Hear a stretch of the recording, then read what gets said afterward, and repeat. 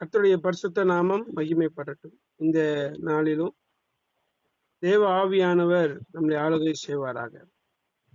இந்த மாதத்தை கர்த்தர் நமக்கு காணும்படி தேவன் கிருபை செய்திருக்கிறார். கடந்த 4 மாதங்களையும் கர்த்தர் கண்மணி போல நம்மளை பாதுகாத்து பராமரித்து ஆசீர்வதித்து தம்முடைய மகிமையை நம்முடைய வாழ்க்கையில ஆண்டவர் காண்பித்து எத்தனையோ நன்மைகளையும் எத்தனையோ ஆசீர்வாதங்களையும் எத்தனையோ பலவீனமான பாதையிலே கர்த்தர் நம்மளுக்கு நல்ல சுகத்தையும் ஆரோக்கியத்தையும் கர்த்தர் தந்து நம்மை அழகாக நடத்தி இருக்கிறார்.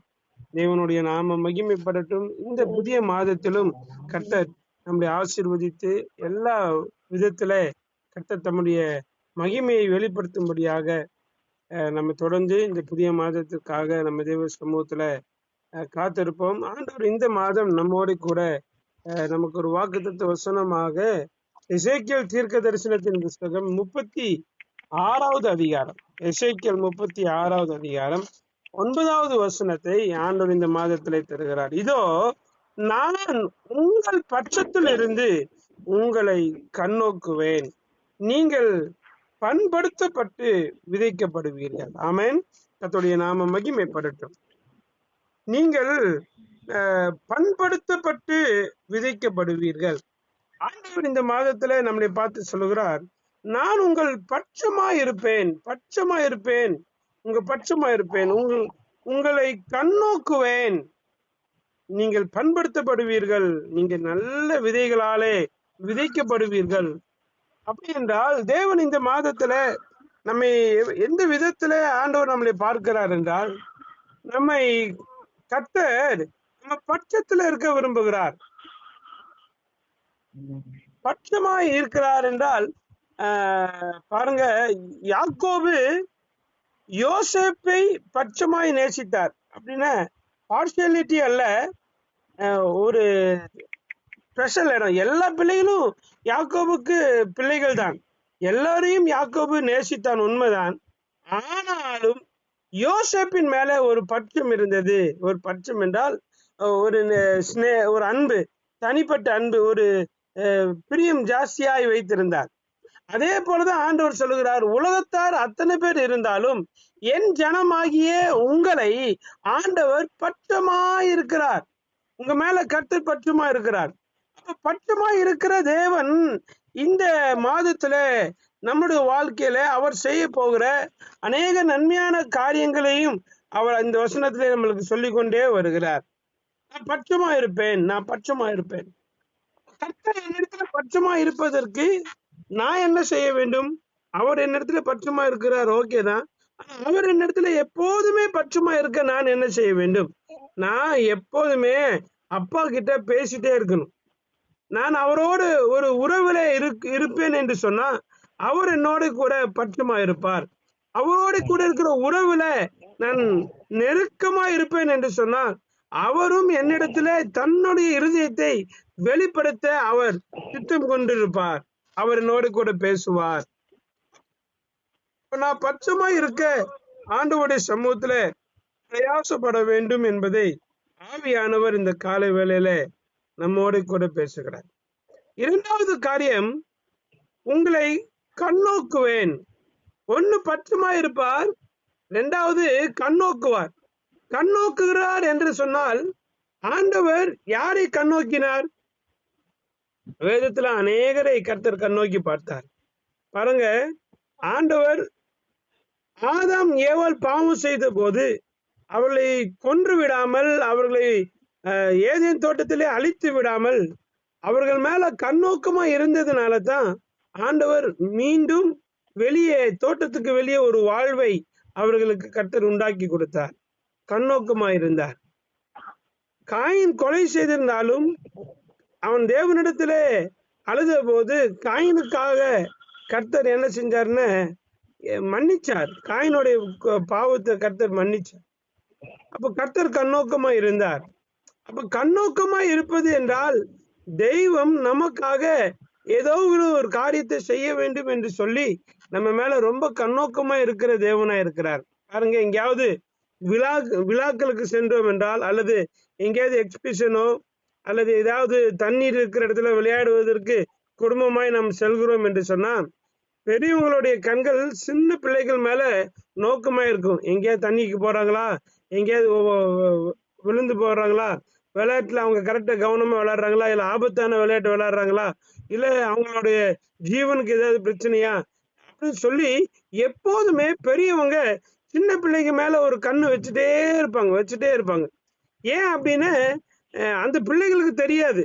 அப்பா என்னை பாக்குறாங்க, அம்மா என்னை பார்த்துட்டே இருக்கிறாங்க, தாத்தா பாட்டி என்னை பார்த்துட்டே இருக்கிறாங்க, கூட வந்த கைடு என்னை பார்த்துட்டே இருக்கிறாங்க அப்படிங்கிற ஒரு எண்ணம் அந்த பிள்ளைகளுக்கு இருக்காது. அவங்க பாட்டுக்கு சந்தோஷமா இருப்பாங்க, விளையாடுவாங்க, இங்க எங்கேயும் போயிட்டு வந்துட்டு இருப்பாங்க. ஆனா அந்த கைடுடைய கண்கள், அந்த தகப்பனாருடைய கண்கள், அந்த தாயோடைய கண்கள், தாத்தா பாட்டியோடைய கண்கள், உறவினர்களுடைய கண்கள், அண்ணனுடைய கண்கள் அந்த பிள்ளைகள் மேல கவனமா இருந்துட்டே இருக்கும். அதுக்கு பேர் தான் கண்ணோக்கம். அப்போ ஆண்டவர் இந்த காலை வேளையில சொல்லுகிறார், இந்த பூமியில அநேக உபத்திரவங்கள், பகலில வெயில் ஆகிலும் இரவுல நிலவாகிலும், பாருங்க, பகலில பறக்கிற அம்பு, இரவுல உண்டாகிற அநேக விதமான பிரச்சனைகள், பாடுகள், உபத்திரவங்கள், வியாதிகள், மரண போராட்டங்கள், சாத்தானுடைய அக்னி ஆஸ்திரங்கள், இப்படி எத்தனையோ விதமான காரியங்கள் நமக்கு விரோதமா எழும்புகிற போதெல்லாம் கர்த்தர் நம்மை கண்ணோக்கி கொண்டிருப்பதனால தான் அவைகள் எல்லாவற்றிலிருந்து ஒரு விடுதலையையும் ஒரு பாதுகாப்பையும் கர்த்தர் நமக்கு தருகிறார்.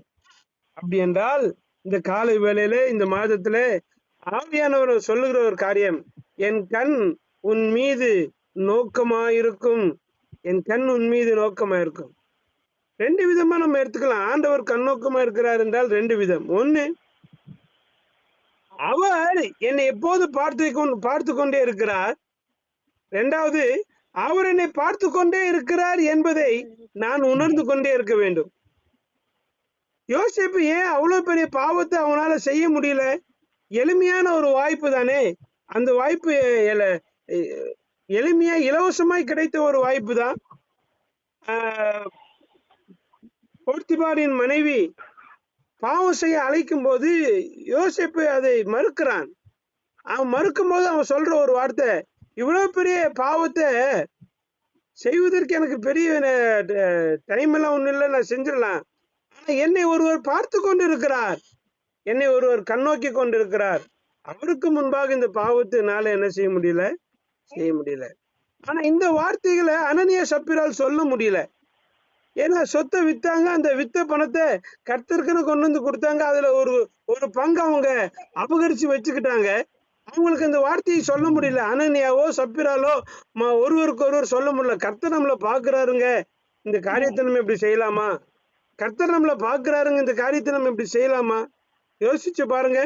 1000 ரூபாய் உங்களுக்கு சம்பளம் வருதுன்னு அதுல 100 ரூபாய் கர்த்தருக்கு எடுத்து வைக்கணுங்கிறத கணவனுக்கும் மனைவிக்கும் நல்லா தெரியும். ஆனா அந்த பணத்தை எடுத்து நம்ம செலவு பண்ணும் போது கர்த்தர் பார்க்கிறார் என்கிற அந்த உணர்வு வர மாட்டேங்குது. பாத்தீங்களா? யோசிப்புக்குள்ள இருந்த உணர்வு நமக்கு வர மாட்டேங்குது. அவர் கண்ணோக்குகிற தேவன் தான், ஆனால் அவர் என்னை கண்ணோக்குகிறார் என்கிற உணர்வு எனக்கு ரொம்ப அவசியம். அந்த உணர்வு இருந்தாலே நீங்களும் நானும் அநேக பாவத்துக்கு விலகி வாழலாம். காணிக்க விஷயத்துல, வெளியே நம்ம உறவுகள் விஷயத்துல பாவ சோதனைகள் வரும்போது தாவீதுக்கு அந்த உணர்வு ஒரு கணம் அவனை விட்டு விலகினது. பட்சபாலை பார்க்கும் போது அவன் சொல்லவே இல்லை தாவீது இந்த வார்த்தையை, ஐயோ கர்த்தர் என்னை பார்க்கிறாரே, நான் இந்த பாவத்தை செய்யக்கூடாதுன்னு சொல்லி தாவீது சொல்லல. அவன் பாவம் செஞ்சு முடிஞ்சதுக்கு அப்புறம் தான் சொல்றான், ஐயோ ஆண்டவரே, உங்க நல்ல ஆவியை என்னை விட்டு எடுத்துக்கொள்ளாம எனக்கு பரிசுத்தத்தை தாரும், நான் இப்படி அப்படின்னு ஏகப்பட்ட லிஸ்ட் வைக்கிறார். எங்க முடிஞ்சதுக்கு அப்புறம் பேசுறது காட்டிலும் ஒரு பாவம் செய்வதற்கு முன்பதாக அவர் என்னை கண்ணோக்குகிறாருங்கிற சிந்தனை எப்போதும் நமக்குள்ள ட்ரிகர் ஆயிட்டே இருக்கணும். ஐயோ அவர் என்ன பாக்குறார், நான் இந்த தவறு செய்யக்கூடாது, இந்த பொல்லாத காரியத்தை செய்யக்கூடாது, இந்த விஷயத்தை நான் ஏமாத்தக்கூடாது, கணவனுக்கு விரோதமான இந்த பாவத்தை செய்யக்கூடாது, மனைவிக்கு விரோதமா இந்த பாவத்தை செய்யக்கூடாது, என் தகப்பன் தாய்க்கு விரோதமான இந்த பாவத்தை செய்யக்கூடாது, போதகருக்கு விரோதமா இந்த பாவத்தை நான் செய்யக்கூடாது, அவங்க எல்லாரும் என்னை பார்க்கலனாலும் கர்த்தர் என்ன பார்க்கிறார் என்கிற உணர்வு எனக்கு இருந்தா, கர்த்தர் என்னை கண்ணோக்குகிறார் என்கிற அந்த உணர்வு எனக்குள்ள இருக்கும். ரொம்ப முக்கியமானதுங்க. அவர் என்னை கண்ணோக்குகிறார் உண்மைதான். ஆனா அவர் என்னை கண்ணோக்குகிறாருங்கிற உணர்வு எனக்குள்ள இருக்கா இல்லையாங்கிறது தான் நீங்களும் நானும் அதிகமாய் சிந்தித்து பார்க்க வேண்டியது அவசியமா இருக்கிறது. மூணாவது காரியம் முதல் காரியம், அவர் உங்க பட்சமா இருப்பார். இரண்டாவது காரியம், அவர் உங்களை கண்ணோக்குவார். மூன்றாவது காரியம், நீங்கள் பண்படுத்தப்படுவீர்கள். பண்படுத்தப்படுவீர்கள் என்றால் என்ன? ஒரு நிலத்தை பண்படுத்துவது என்றால் ஒரு கடலை விதைப்பதற்கு முன்பதாகவோ எந்த ஒரு பயிரை ஒரு நிலத்தில் விதைக்குவதற்கு முன்பதாகவோ அந்த நிலத்தை உழுது சுத்தம் செய்து அதில் உள்ள கற்களை பொறுக்கி அதில் உள்ள கசடுகளை நீக்கி அந்த நிலத்தை கெடுக்கக்கூடிய விஷமான காரியங்கள் இருக்கும் என்றால் அதெல்லாம் எடுத்து சுத்தம் பண்ணி எரித்து நல்ல உரம் போட்டு அந்த நிலத்தை உள்ளும் புறமுமாய் புரட்டி போட்டு அந்த நிலத்தை விதைப்பதற்காக ஆயத்தப்படுத்துவதற்கு பேர் தான் பண்படுத்துவது. அப்ப நல்ல கவனிங்க. நான் ஒரு ரொம்ப எளிமையான ஒரு காரியத்தை சொல்லி கொடுக்கிறேன். ஒவ்வொரு வாரமும் வார்த்தை என்கிற விதை உங்களுடைய இருதயத்திலே விதைக்கப்படுகிறது. ஞாயிற்றுக்கிழமை தோறும் விதை விதைக்கப்படுகிறது. அதிகாலை தோறும் விதை விதைக்கப்படுகிறது. இந்த விதைச்ச விதையெல்லாம் இன்னைக்கு வரைக்கும் விதைச்ச விதையெல்லாம் பலன் தந்திருக்கா, விளைஞ்சிருக்கா, அதன் ஆசீர்வாதம் உங்க வாழ்க்கையில உண்டாயிருக்கா என்பதை நீங்க கொஞ்சம் சிந்தித்து பார்க்க வேண்டும். இதுவரைக்கும் விதைத்ததெல்லாம் பலன் தரவில்லை என்றால் நான் எங்கேயோ தவறு செய்கிறேன், என் நிலம் எங்கேயோ சரியாக பண்படுத்தப்பட நான் இடம் கொடுக்கவில்லை என்று அர்த்தம். சரி, இந்த 6 நாள் எதற்காக ஆண்டவர் உங்களுக்கு தந்திருக்கிறார் என்றால் இந்த 6 நாளுமே நீங்கள் உங்கள் இருதயத்தை என்ன செய்ய வேண்டும் என்றால் பண்படுத்த வேண்டும். ஒவ்வொரு நாளும் வேத வசனத்தை படித்து ஜெபத்தின் மூலியமாக உங்க இருதயத்தை பண்படுத்தி நீங்க தேவ ஆலயம் வரும்போது கர்த்தர் வசனத்தை விதைப்பார். அந்த வசனம் உங்களுடைய இருதயத்துல ஆழமாய் விழுந்து அது உங்களுக்கு அந்த வாரம் முழுவதும் வளர்ந்து பலன் தரக்கூடியதா இருக்கும். அல்லது சில வசனங்கள் 6 மாசம் 3 மாசம் எடுத்துக்கும் அந்த வசனம் பலன் கொடுக்க. அப்போ உங்களுடைய இருதயமாகிய நிலம் எப்போதும் ஆயத்தமா இருக்கணும். எதற்கு? ஆண்டவர் எப்போதும் என் மேல விதைப்பார் சொல்லி ஆசையா காத்திருக்க வேண்டும். எந்த மழை காலமானாலும் வெயில் காலமானாலும் நிலம் பண்படுத்தப்பட்டாச்சுன்னா விதைத்தே தீரும். அதாவது நல்லா தெரிஞ்சுக்கோங்க, உங்களோட சூழ்நிலை சாதகம் இல்லாத காலமா இருந்தாலும் பரவாயில்ல, விதைத்தவர் நிச்சயமாக விதைத்ததற்கான மழையை வர்ஷிப்பார். அதை வளர செய்ய வேண்டியது அவரோட வேலை. நீங்க நிலமாகிய நீங்கள் உங்கள் இருதயத்தை எப்போதும் பண்படுத்தி வைத்திருக்க வேண்டும். எப்போதும். அப்ப நீங்க பண்படுத்தி இருந்தால் ஆண்டவர் சொல்கிறார், பண்படுத்தப்பட்டு விதைக்கப்படுவீர்கள். அப்போ ஒவ்வொரு நாளும் இந்த மாதத்துல நீங்க உங்களுடைய இருதயத்தை பண்படுத்தி கொண்டே இருப்பீர்கள் என்று சொன்னா அவர் விதைச்சிட்டே இருப்பாரு. அந்த விதை ஒன்று 60, ஒன்று 30, ஒன்று 100 உங்க வாழ்க்கையில பலன் தர அது வலிமை உள்ளது என்பதை தயவு செய்து மறந்து போக வேண்டாம். ஆண்டவர் உங்கள் நிலங்களை என்ன செய்வார் என்றால் விளைய செய்வார். அப்ப இந்த மாதத்துல நீங்க ஆண்டவர்கிட்ட சொல்ல வேண்டிய மிக முக்கியமான காரியம், ஆண்டவரே என் மீது பட்சமாயிரும், ஆண்டவரே என் மீது நோக்கமாயிரும், ஆண்டவரே என் மீது வசனத்தை விதையும். ஆண்டவரே நான் ஆசீர்வாதமான நிலமாய் நான் மாற வேண்டும்.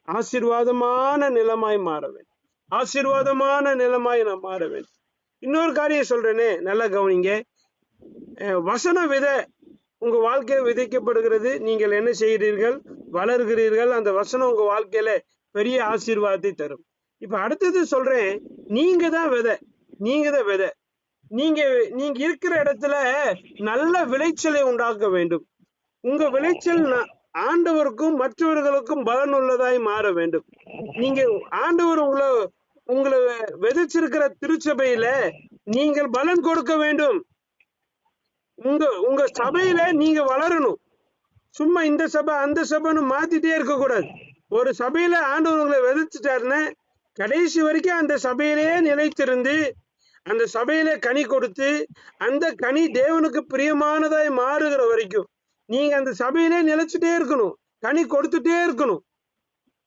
அதனாலதான் சபையிலே நீங்க நிலைத்திருக்க ஆவியானவர் அதிகமாய் பிரயாசப்படுகிறார். நீங்க இப்ப இருக்கிற சபையில நிலைச்சிருங்க. தயவு செய்து நிலைச்சிருங்க. சபைகளை மாற்றாதீங்க. சபையில நிலைச்சிருங்க. அந்த தோட்டத்துல நிலைச்சிருங்க. நிச்சயமாய் கர்த்தர் உங்களை அந்த தோட்டத்துல ஆசீர்வதிப்பார். ஒரு இடத்துல நிலைச்சிருந்தீங்கன்னா கர்த்தர் உங்களை ஆசீர்வதித்து அதற்கேற்ற பலனை உங்க வாழ்க்கையில நிச்சயமாக கர்த்தர் தருவார். அதே மாதிரி ஒரு குடும்பத்துல ஆண்டவர் உங்களை விதைச்சிருக்காருன்னா அந்த குடும்பத்துக்கு கனி கொடுக்க வேண்டும். ஒரு கணவனுக்காக தான் ஆண்டவர் உங்களை விதைச்சிருக்காருன்னா அந்த கணவனுக்கு நீங்க கனி கொடுக்கணும். ஒரு மனைவிக்காக தான் ஒரு கணவனாக ஆண்டவர் உங்களை விதைச்சிருக்காருன்னா விதையா நீங்க மனைவிக்கு கனி கொடுக்கணும். நீங்க பிள்ளைகளுக்கு கனி கொடுக்கணும். பிள்ளைகள் பெற்றோருக்கு கனி கொடுக்கணும். குடும்ப சபைக்கு கனி கொடுக்கணும். சமுதாயத்துக்கு கனி கொடுக்கணும். சமுதாயம் தேவனுக்கு கனி கொடுக்கணும். இதுதான் ஆண்டவரோட பேட்டர்ன். அப்ப இந்த பேட்டர்னை நீங்களும் நானும் மாத்திடவே கூடாது. எப்போதுமே கனி கொடுக்கிறவர்களாய் மாற நீங்களும் நானும் பிரயாசப்பட வேண்டும். அப்ப ஆண்டவர் என்ன செய்யறாருன்னா இந்த மாதத்துல பண்படுத்தி விதைக்க போறாராம். அவர் விதைச்சிட்டாருன்னா நிச்சயமா இந்த மாதத்துல ஒரு மிகப்பெரிய ஆசீர்வாதத்தை அறுவடையை காணும்படி கர்த்தர் கிருபை செய்வாராக. கர்த்தர் கிருபை செய்வாராக. அப்போ இந்த மாதத்துல ஆண்டவர் சமூகத்துல இருதயத்தின் ஆழத்திலிருந்து நம்ம ஜெபம் பண்ணலாம். ஆண்டவரே, நீர் எங்களை பட்சமாய் வைத்திருக்கிறீர். நான் பட்சமாய் வைக்கிறீர். நீர் எங்களை மேல் கண்ணோக்கமாய் இருக்கிறீர். நீர் எங்களை பண்படுத்தி எங்களுக்கு விதையை விதைக்கிறவர். நிச்சயமாய் பலனை நீர் காணும்படி கிருபை செய்வீர். கண்களை மூடி ஆண்டவர் சமூகத்தில் ஒப்பு கொடுப்போமா. ஆண்டவரே, இந்த மாதம் முழுவதும் உம்முடைய வார்த்தையினால நீர் எங்களை ஆசீர்வதிங்க. எங்க மேல பட்சமாய் இருக்கிறவர், எங்க மேல கண்ணோக்கமாய் இருக்கிறவர், எங்க வாழ்க்கையை நீர் உகந்ததாய் மாற்றுகிறதுக்காய் உங்களுக்கு ஸ்தோத்திரம், ஸ்தோத்திரம், ஸ்தோத்திரம். உங்க சமூகத்துல எங்களை தரை மட்டும் தாழ்த்துகிறோம். ஆவியானவர் நீர் ஆளுகை செய்யுங்க, ஆசீர்வதிங்க. ஆண்டவரே, எங்களுக்கு நற்சீர் உண்டாக செய்யுங்க. நற்சீர் எங்க விளைச்சல் நல்ல சீராய் மாறட்டும். எங்க விளைச்சல் என் தகப்பனுக்கு நல்லதாய் மாறட்டும். உங்க கரத்துல ஒப்பு கொடுக்கிறோம். ஆசீர்வதிங்க, ஆசீர்வதிங்க. இந்த மாதம் முழுவதும் எங்க சபை மக்களை ஆசீர்வதிங்கப்பா. ஆண்டவரே, தேசத்து ஜனங்களை ஆசீர்வதிங்க. இந்த மாதத்துல ஆண்டவரே, எங்கேயுமே அகோர விபத்துகள் நடக்க கூடாது ஆண்டவரே. அப்ப பாதுகாத்துக்கோங்க ஆண்டவரே. இந்த மாதம் முழுவதும் உங்க அன்பின் கரத்துல ஒப்பு கொடுக்கிறோம். எந்த மாதமும் இல்லாத தேவ உறவு இந்த மாதத்துல உண்டாகட்டும் என்று சொல்லி நாங்க ஜெபிக்கிறோம். கர்த்தர் நீர் ஆசீர்வதிங்க, பெரிய காரியங்களை செய்யுங்க. உங்க நாமத்தை மகிமைப்படுத்துங்க. இயேசு கிறிஸ்துவின் நாமத்தில் கேட்கிறோம் எங்கள் ஜீவன் உள்ள நல்ல தகப்பனே. ஆமேன், ஆமேன்.